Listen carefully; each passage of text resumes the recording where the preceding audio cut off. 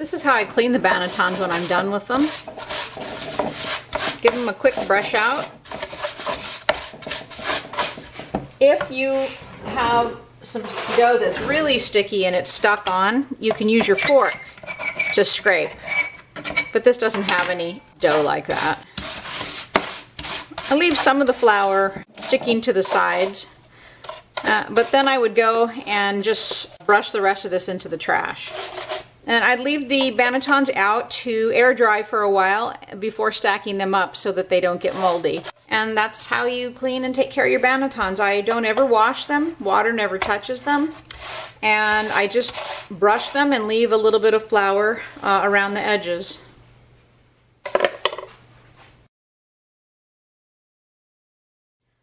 Here's a stack of Bannetons. Most of the real Bannetons don't snug together really tight, and they don't really have an airtight seal.